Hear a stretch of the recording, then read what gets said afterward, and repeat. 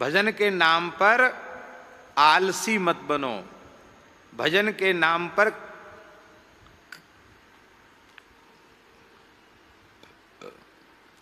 प्रमादी मत बनो, दीर्घसूत्री मत बनो, क्रियाशील बने रहो। चलो, चलो माने, चलो माने क्या है? क्रियाशील। चरई वेति चरई वेति, निरंतर क्रियाशील बने रहो। आप पढ़ते हो, विद्यार्थी हो, तो भी राम कहत चलो, राम कहत चलो, राम कहत चलो भाई रे। ये भाई क्यों कह रहे हैं? बहुत प्रेम के कारण। अरे भाई क्या घाटा है इसमें? राम कहत चल। बालक बालिकाएं पढ़ने जाते हैं, उनको केवल समझ आ जाए कि रास्ते का समय हम बर्बाद नहीं करेंगे। राम कहत चल, राम कहत चल, राम कहत चल भाई रे। आने जाने का कितना समय राम नाम के उच्चारण में जाएगा, कितना आनंद होगा।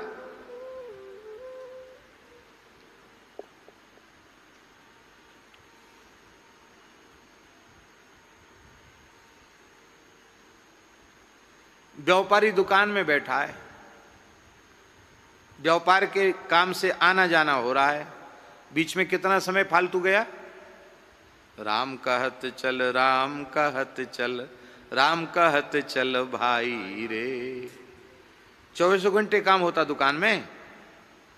24 घंटे तो नहीं होता, एक निश्चित समय से होता है। हमेशा तो ग्राहक सामने नहीं रहता, जब फुर्सत मिले राम कहत चल, राम कहत चल, राम कहत चल भाई रे। घर में माताएं झाड़ू लगा रही हैं, बर्तन मांज रही हैं, रसोई बना रही हैं, बच्चों को नहला रही हैं, उनको स्कूल के लिए तैयार कर रही हैं। जीव तो खाली है, हाथ से क्रिया हो रही। राम कहत चल, राम कहत चल, राम कहत चल भाई रे।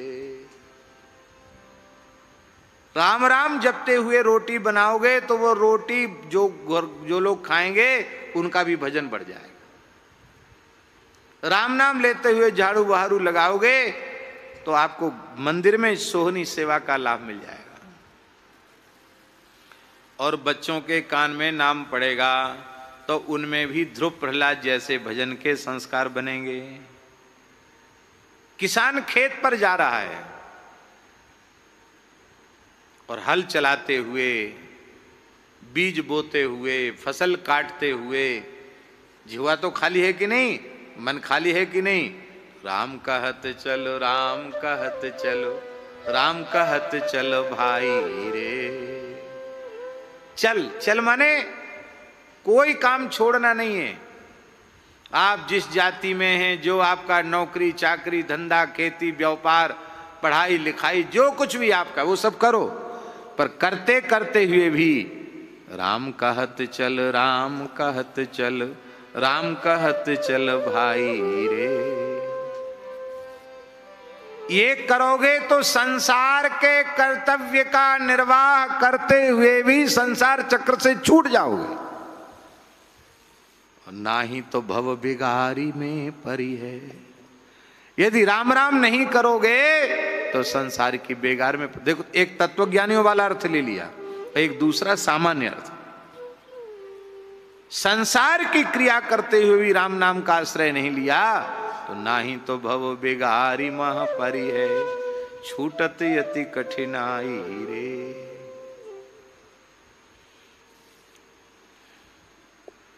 आप लोगों में से कितने लोग हैं जो वहाँ ड्यूटी पे सेवा में जाते हैं और शरीर से काम करते रहते हैं और कथा सुनते रहते हैं? सुनते हैं कि नहीं सुनते हैं? 7-8 लोग ये लोग हैं। सावधान होकर के वहाँ फैक्ट्री में नौकरी करनी पड़ती इनको, लेकिन वो जितने घंटे नौकरी करते उतना घंटे का समय इनका सत्संग में जाता है।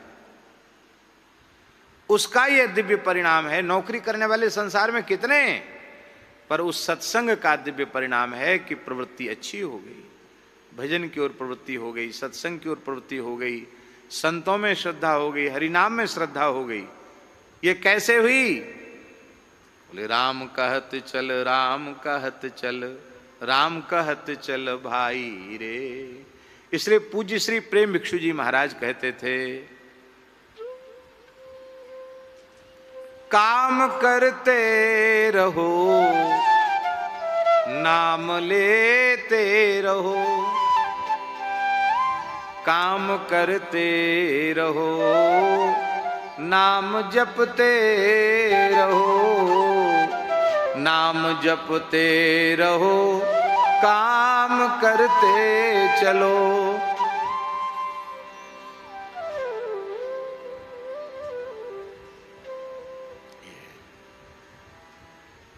मुख में हो राम नाम, राम सेवा हाथ में। मुख में हो राम नाम, राम सेवा हाथ में। तू अकेला नहीं प्यारे, राम तेरे साथ में। तू अकेला नहीं प्यारे, राम तेरे साथ में। साधु संग राम रंग, अंग अंग रंगिए। साधु संग राम रंग, अंग अंग रंगिए। जाहि विधि राखे राम, ताहि विधि रहिए। जाहि विधि राखे राम, ताहि विधि रहिए। सीताराम सीताराम सीताराम कहिए। सीताराम सीताराम सीताराम कहिए।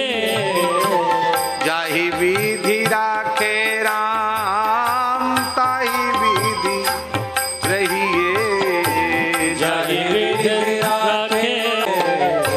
सीताराम सीताराम सीताराम कहिए।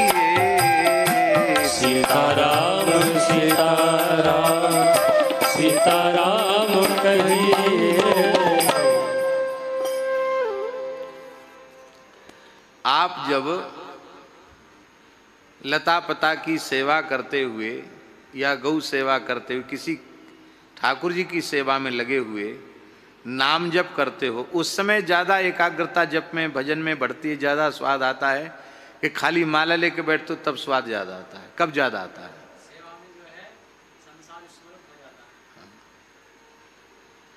इसलिए मैंने इनके सामने कहा कि इन्होंने स्वयं हमको कहा था कि संसार की विस्मृति नहीं होती है, पर सेवा करते हुए नाम जप करते हुए संसार भूल जाता है।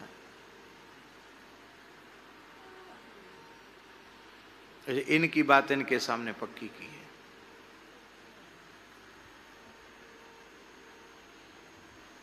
अरे महाराज जी, रुई धुनने का काम, कपास धुनने का काम, कपास होता ना उसको धुना जाता, उसको बिनोला अलग निकल जाता है, फिर उसका कॉटन रुई, उस रुई को फिर तकिया गद्दा वगैरह में सब में भरा जाता है।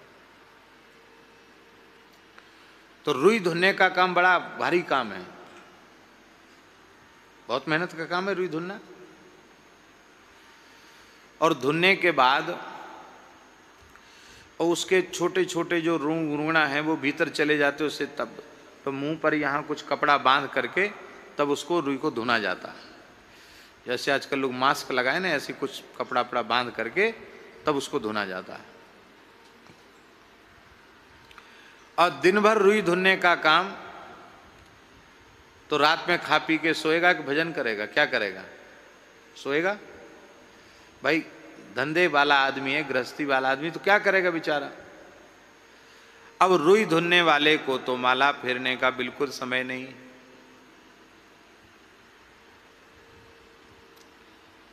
एक इस देश में ऐसे महान संत हुए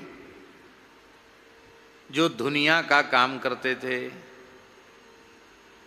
और धुनते धुनते रुई सिद्ध हो गए, आचार्य हो गए। लाखों जीवों को भगवत प्राप्ति का मार्ग दिखाया उन्होंने। दरियाब जी महाराज, राम राम राम राम, रुई धुन रहे हैं लेकिन भीतर से राम नाम का उच्चारण हो रहा है। राम नाम का उच्चारण करते करते सिद्ध हो गए।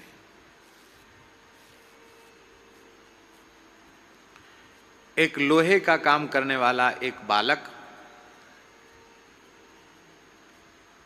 जगह का नाम हम नहीं लेंगे, उसने एक बार हमसे पूछा, बोले महाराज जी हम लोग बहुत गरीब आदमी हैं, दुकान में नौकर नहीं रख सकते, छोटी लोहा की दुकान है, अपने हमको लोहा गर्म करना, ठोकना, पीटना, औजार बनाना, अब दिन में इतना हार्ड काम है लोहे का काम, थक जाते महाराज, रात को खा पी के तो ऐसी नींद आती पता ही नहीं चलता। आप नाम महिमा खूब कहते हो, नाम कैसे जपें हम? तो हमने कहा कि जो घन चलाते हो, चाहे छोटी हथौड़ी चलाओ चाहे घन चलाओ, उसी की धुन में धुन मिला के भीतर से राम राम राम राम राम राम राम राम ऐसे किया, राम राम बड़ा घन पटको, तो ऐसे भीतर से राम राम करो।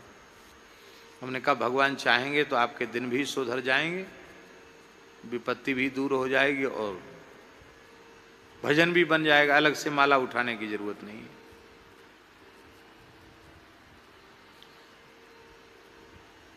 उसी क्षेत्र में 1-1.5-2 साल बाद पुनः हम गए, तो उस लड़के को मैंने पूछा, काम अभी भी वो दोनों 2 भाई हैं, अभी भी वो हैं, बहुत अच्छे भजन, बहुत अच्छा भजन करने वाले हैं, पूरा परिवार बहुत अच्छा है। तो मैंने उनको कहा, बच्चों को कहा, मैंने कहा तुमने नाम जप की बात पूछी थी, अब घन शरीर से काम करते हुए भजन होता है, इतना सुनते जार जार आंसू बहने लग गए। बोला महाराज जी अब तो हमारे यहाँ मशीन भी आ गई है, मशीन से काम होता है, लेकिन खटपट शुरू होते ही सीताराम भीतर से शुरू हो जाता है। ऐसा भजन बन रहा है, इतना सुख मिल रहा है कि हम कह नहीं सकते, हमारे तो दिन सुधर गए।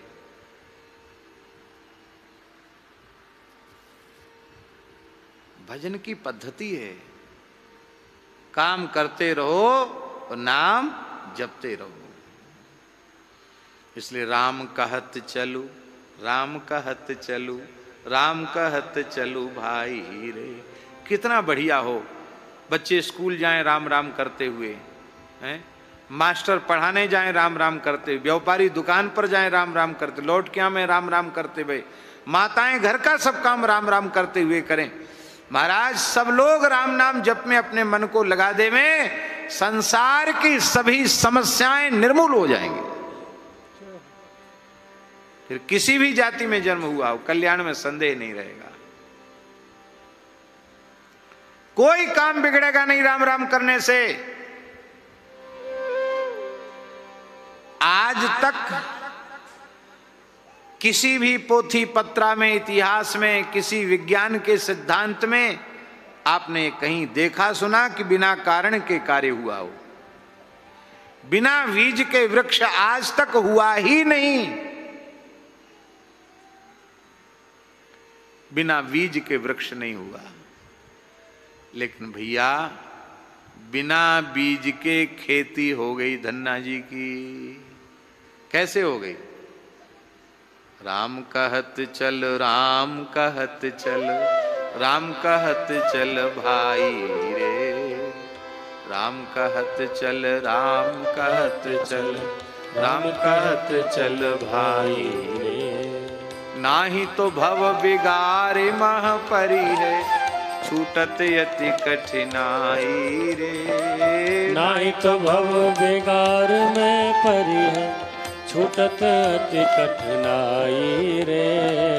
राम कहत चल, राम कहत चल, राम कहत चल भाई रे। राम कहते चल, राम कहते चल, राम कहते चल भाई रे।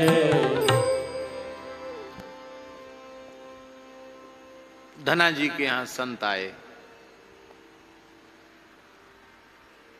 आते ही रहते थे, इतनी साधु सेवा करते थे धना जी। जाट कुल में जन्म था उनका, किसान थे, बचपन में ही भगवत प्राप्ति हो गई थी, कथा आप सब जानते धना जी की। पिताजी बड़े परेशान थे इनकी संत सेवा से। अरे भाई, कभी कभार कोई साधु आ जाए, मुट्ठी दो मुट्ठी आटा दे दो, चना चवेना दे दो, हाथ जोड़ लो, महाराज पधारो। ये क्या तुम्हारे साधुओं की जब देखो तब सेठ ताराम राधे श्याम करते साधु आ जाते हैं, खिलाओ पिलाओ इनको, लो दान दक्षिणा और दो, लो। पिताजी बड़े नाराज थे, बोले अब तुम्हारे मेहमान अपने ढंग से करो व्यवस्था, घर में मत बुलाओ किसी को। पिताजी बोले धना जी जाओ गेहूं बुआओ खेत में। जो आ गया पिताजी, बैलगाड़ी में बीज का गेहूं रखा और गए। एक जमात मिल गई सामने से, सीताराम सीताराम। अरे महाराज तो मंगलमय प्रभात है, सवेरे सवेरे इतने संतों का दर्शन हो गया, आप लोग कहाँ पधार रहे हैं? बोले हम तो यहाँ पुष्कर जी आए थे दर्शन करने राजस्थान में, तो यहाँ हमने सुना कि जगत गुरु श्री रामानंदाचार्य भगवान के एक शिष्य हैं धना जी, उनको बचपन में ही भगवान का दर्शन हो गया। एक सिद्ध महापुरुष के आचार्य के शिष्य हैं, तो हम भी धना जी का दर्शन करने आए। धना जी संकोच में गड़ गए। द्वादश तिलक तो लगाए थे धना जी, सुंदर रामानंदी द्वादश तिलक। धना जी संकोच में गड़ गए, कान पर हाथ रख लिया, महाराज झूठी बड़ाई न करें, इस दीनहीन बालक को ही लोग धन्ना भगत कहते हैं। ओहो आप हैं धन्ना भगत, वाह, अरे वाह जी वाह, इतने सरल कहाँ? बोले पिताजी की आज्ञा है, खेत में गेहूं बोने जा रहे हैं। तो ठीक है महाराज, आप गेहूं बो के आओ, हम आपके घर पर जाते हैं, वहीं रुकेंगे, फिर आएंगे तो सत्संग होगा। अब धना जी सोचे कि पिताजी तो अभी 1-2 दिन पहले जमात आई थी, पिताजी ने झगड़ा करके कह दिया खबरदार अब किसी साधु को यहाँ बुलाया तो। इनको देखते ही पिताजी पता नहीं क्या करेंगे, अपमान करके भगा देंगे तो ठीक नहीं। बोले महाराज देखो गांव में जाके क्या करोगे, आपको हमें दर्शन देकर कृतार्थ करना था, हमें तो दर्शन हो ही गए। तो महात्मा लोग तो विनोदी होते हैं, बोले अरे ऐसे थोड़ी, ऐसे खाली दर्शन से काम थोड़ी चलेगा, दाल बाटी चूरमा की कुछ रसोई बने, भोज भंडारा हो, सिया हरि नारायण गोविंदे हो, तब ना, ऐसे थोड़े ही। हमारे महाराज जी कहते कि एक त्यागी महात्मा थे, तो सवेरे से कहीं कुछ मिला नहीं खाने पीने को, 2-3 दिन हो गए थे, तीसरा दिन था। एक भगत सीधा साधा था, उसने देखा महात्मा है, बड़े जटाजूट त्यागी महात्मा है, बाबा सीताराम। तो तुरंत उन महात्मा ने जाके जोर से हाथ पकड़ लिया उसका। अरे बोले बाबा क्या कर रहे, हाथ पकड़ ले? बोले हाँ चल घर ले चल अपने। महाराज घर ले चलें? क्यों? कहे तो तुम ये बता तुमने सीताराम किया क्यों हमसे? हमसे सीताराम दंडोत प्रणाम किया, तुम खाली खाली दंडोत किसी की स्वीकार नहीं करते। जो हमको दंडोत कर लेता है उसको दंडोत करने का पूरा पुण्य प्रदान करते हैं। घर ले चलो, ठाकुर जी को भोग लगाओ, हमारे ठाकुर जी जीमेंगे, कच्ची तुम खाएंगे नहीं, पक्की खा लेंगे, खूब तृप्त होके पाएंगे। कुछ कपड़ा लत्ता हो तो दे देना, नहीं कोई बात नहीं, भेंट दक्षिणा हो तो कोई बात नहीं, नहीं तो कोई बात नहीं, होए तो ना हो तो भी कोई बात नहीं, पर ऐसे नहीं, पूरी कृपा करके तब हम जाएंगे। भगत बोला भाई तो ऐसा पता होता तो हम तो दंडवत ही नहीं करते आपको। बोले अब क्या है, अब तो कर लिया तो अब तो पूरा करना पड़ेगा। बोलो भक्तवत्सल भगवान की। तो महाराज जी कहते थे कि महात्मा लोग विनोद में भी जीवों का कल्याण कर देते हैं, जीवों को कृतार्थ कर देते। महात्मा बोले ऐसी छुट्टी नहीं मिलेगी भगत जी कि राम राम श्याम श्याम दंडोत प्रणाम जाओ हो गए दर्शन, ऐसे नहीं, सूखा सूखा दर्शन ठीक नहीं। धना जी हंसने लगे, बोले भगवान ऐसे तो हम आपको भेजेंगे क्यों, हमारे कहने का आशय आप नहीं समझ पाए। देखो ये काला पहाड़ है और ये नदी बहती है, तो इस नदी में आप स्नान कर लो। वहाँ गांव में तो एकांत मिलेगा नहीं, और यहीं प्रेम से स्नान ध्यान करके ठाकुर सेवा करें, और तब तक हम बनिया की दुकान से घी बूरा दाल चावल आटा सब सामग्री लेके आते हैं। चकाचकी रसोई बनने तो जमात में बर्तन तो रहते ही हैं। तो जो बीज का गेहूं था जो बोने के लिए पिताजी ने दिया था, उसको बनिया की दुकान पे बेच आए, और उसके बदले राशन सामग्री ले आए, लाकर महात्माओं को दे दिया। महात्माओं ने बढ़िया रसोई बनाई, ठाकुर जी को भोग लगा, सबने पाया। धना जी को सबका प्रसाद, सबका चरणामृत मिला, बड़े प्रसन्न हो गए धना जी। अब महात्मा बोले अब हमारा काम तो हो गया, अब हम पुष्कर जी जा रहे हैं, हम तो पुष्कर जी जाते हैं। ये जिला टोंक राजस्थान में धुवन कला नाम का गांव है जहाँ की ये घटना है। हम वहाँ होके आए हैं, हमारे महाराज जी ने वहाँ उत्सव मनाया था धना जी की जयंती का, हम सब लोग गए थे वहाँ। बड़ा पवित्र स्थान है। अब धना जी के मन में चिंता हुई। धना जी अपने मन में सोचने लगे कि अभी पिताजी से कलह हुआ था, कहा सुनी भई थी, अब फिर हम जाएंगे द्वारा कि पिताजी गेहूं लाओ, बीज बोना है, तो कहेंगे पहले दिया था वो कहाँ गया, फिर झगड़ा होगा। अब क्या करें? मन में सोचा कि कैसे भी झगड़ा टाल करके भजन करना चाहिए। तो उन्होंने क्या किया, साधु तो चले गए, नदी की बालू भर ली बोरों में। अब यथावत अपनी बैलगाड़ी लेके खेत पे पहुंच गए, और खेत पे पहुंच के दूसरे किसान भी अपने अपने खेत बो रहे थे। तो ऐसे वो पिछौरा में बालू भर लें, बालू भर के सीताराम सीताराम सीताराम सीताराम सीताराम ऐसे वो बोने का नाटक इसलिए कर रहे थे कि जिसमें कथनचित बात आवे तो हम प्रमाण के रूप में प्रस्तुत कर देंगे कि अमुक अमुक पड़ोसी किसान है, उनके सामने हमने बोया, अब नहीं उगा तो उसमें हम क्या करें।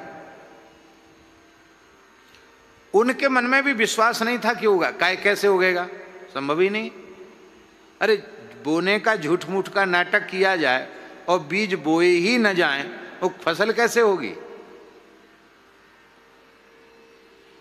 और झूठ मूठ का सीताराम सीताराम बोल करके बोने का नाटक करके आए धना जी। और इधर आस पास के लोगों ने आकर धना जी से कहा, और जो पड़ोसी किसान थे उन्होंने कहा, धन्ना जी, हाँ हाँ ताऊ, हाँ काका कहो, कहा बात है। बोले तुम काशी गए थे, एक महात्मा से दीक्षा लेके आए, रामानंदाचार्य जी से, तो वहां से कोई तंत्र मंत्र सीख के आए हो क्या? ये बात समझे नहीं। बोले हम लोगों ने उसी समय खेत बोया था, और ये जो हमारे पड़ोसी ने तो 2-3 दिन पहले खेत बो दिया था, इनके तो अंकुर ही नहीं निकला, हमारे भी कुछ नहीं हुआ खेत में, और तुम्हारी इतनी बड़ी बड़ी फसल कैसे हो गई। आज तक तो ऐसा देखा सुना नहीं गया। तो धना जी सोचे कि ये लोग सब हंसी उड़ा रहे हैं, हमारे तो खेत में कुछ आया नहीं होगा, सबके अंकुरण हो गया होगा, हमारे तो कुछ हुआ नहीं, इसलिए हंसी उड़ा रहे हैं। अब जब गांव में हल्ला मचा तो गांव के बड़े बूढ़े लठिया टेकते हुए गए। ओ भैया, ऐसा खेत, ऐसी फसल, जैसे नाप तौल के एक एक बीज बोया गया हो, इतनी बड़ी बड़ी फसल, ये तो संभव ही नहीं है कि कल बो और आज इतनी बड़ी फसल हो जाए, कैसे संभव, संभव ही नहीं।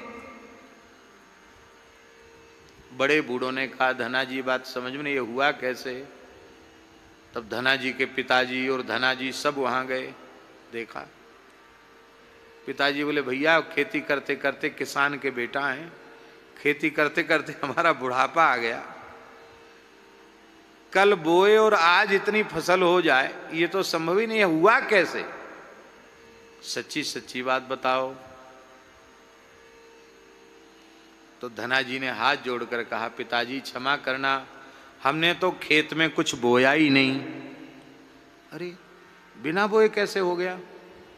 तो हमने जो बीज का गेहूं दिया था उसका क्या किया? बोले उसको हमने खेत में नहीं बोया। पिताजी बोले फिर कहाँ बोया? बोले हमने तो संतों के मुख में बोया था। कहाँ बोया? संतों के मुख में बोया और पैदा खेत में हो गया। पिताजी, साधुओं की जमात आई थी, उस अन्न से राशन खरीद कर साधुओं को जिमा दिया गया। झूठ मूठ का रेत भर के सीताराम सीताराम बोलकर बोने का नाटक कर दिया गया। ये संत सेवा की महिमा है। पिताजी रो पड़े, बेटा अब चाहे जितने साधुओं को बुलाओ और अब हमारे ऊपर भी कृपा करो कि हम भी राम राम करने में लगे। सब लोग